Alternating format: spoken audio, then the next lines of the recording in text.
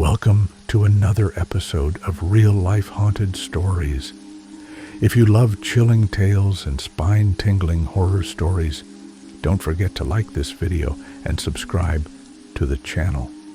Turn on the notification bell so you never miss a scare. New nightmares drop every week. Stay haunted. So, let's start our today's episode. Story 1.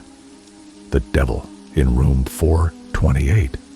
In 1998, Nathan Reyes, a sophomore journalism major, transferred to Ohio University. His previous school had been too small. He wanted something bigger, older, alive with energy. And OU had a reputation for being the Ivy League of the Midwest. When assigned upon Room 428 in Wilson Hall, the RA hesitated. It's been empty for a while. Maintenance issues, she lied. But the paperwork was signed. The door was unlocked. Nathan moved in. Room 428 was unusually cold, even in September. The windows were sealed shut. The walls had been repainted, but underneath the white was a strange, reddish tint. The first night, Nathan heard knocking from inside the walls. He dismissed it. Old building, thin pipes. But then came the scratching. Long, slow, not animal-like, more deliberate. He started recording it on a handheld cassette recorder. It always came between 3 a.m. and 3:33 a.m. One morning, he found a crack in the mirror above the sink. Not broken. Warped. When he looked into it, the reflection was off. His mouth moved out of sync. His eyes blinked twice. The mirror version of him smiled. When he wasn't smiling, he covered the mirror with a towel. That night, the towel was on the floor and written on the mirror in condensation. Get out. Nathan started asking questions. His roommate from next door, Brian, was cagey. You're in that room. People say it's cursed. Some girl died in there in the 70s. They never reopened it. The local librarian helped him dig up old records. In 1976, a female student, Elaine Morgan, was found dead in room 428. The scene was brutal. Symbols drawn in blood. A diary full of ritual instructions written in multiple languages. Elaine had been obsessed with the Athens Mental Hospital, abandoned just across the river. She believed something followed her from there, something ancient. Nathan started sleepwalking. One night, he woke up in the hallway barefoot, nails chipped and bloody. A security camera captured him standing in front of the old sealed door to Room 333. A room bricked up decades ago. In his hand, a dead bird. He didn't remember any of it. His professors noticed the change. He was tired, irritable, distant. His writing took a darker tone. Stories about possession, madness, time loops. He became obsessed with asterisks, filled notebooks with runes and inverted crosses. Nathan made a friend in the folklore department, Cassie. They researched together, tracing back the 5 cemeteries around campus. Athens, Ohio, was built in the shape of a pentagram. Wilson Hall sat in the center. Cassie found old asylum maps. Tunnels ran beneath the university. One led directly from the asylum morgue to Wilson Hall. They broke in one night, through an old steam tunnel. There, in the basement under Wilson Hall, they found a door, painted over, sealed with wax, etched into it. He waits. Nathan stopped being Nathan.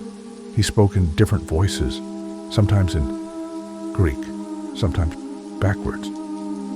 He'd wake up screaming phrases like, "The veil is thin, he's almost through." Cassie filmed him convulsing in his sleep, whispering Latin incantations.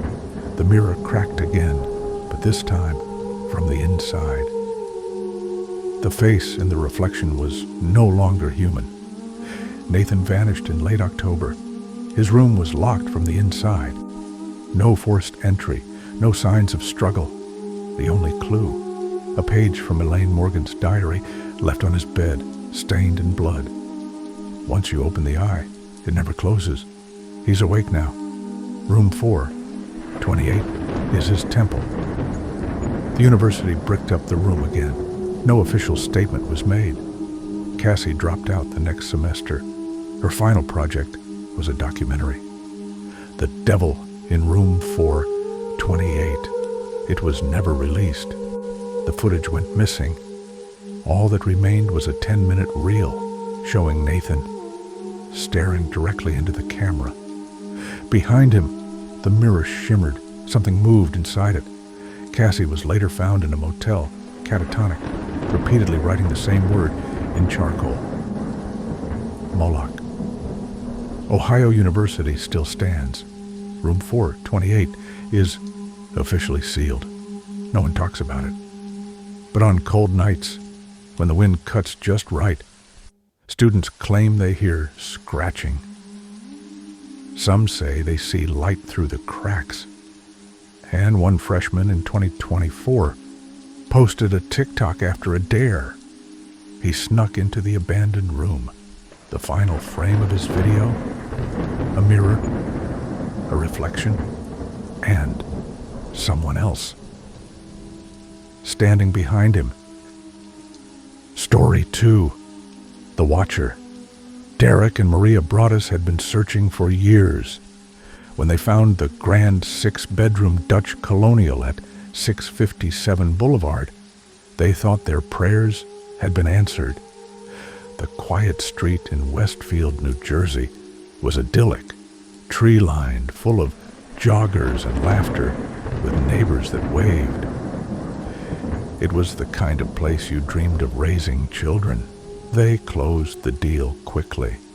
$1.3 million. Their 3 children were excited to have their own rooms. The couple poured savings into renovations before moving in. New floors, fresh paint, landscaping. And then the first letter arrived. No return address, no name. Just, dearest new neighbor at 657 Boulevard. Allow me to welcome you to the neighborhood. How did you end up here? Did 657 Boulevard call to you with its force within? It was signed, The Watcher. At first, they thought it was a prank, until the second letter arrived. This one mentioned the children by name and nickname. And it wasn't just their names. The letter described them in detail, who was always drawing, who had the loudest laugh, who liked to run around in the backyard. I see them. I watch them every day. I've been watching 657 Boulevard for decades. My grandfather watched it in the 1920s. My father in the 1960s. Now it is my turn. Do you know what lies beneath the house? Have they told you the truth yet? Suddenly, the beautiful home turned cold. Paranoia sank in. Cameras were installed. Windows locked. Their children were no longer allowed outside. Still, the letters came. They always knew when the family visited the house what they brought inside, what they were wearing. Derek began digging. The house had been sold only a few times in its century-old history. Neighbors were mostly longtime residents, yet none claimed to know anything about the Watcher. He found strange things in the basement, scratched initials in the foundation, ancient rusted toys behind the walls, a crawl space that hadn't been touched in decades.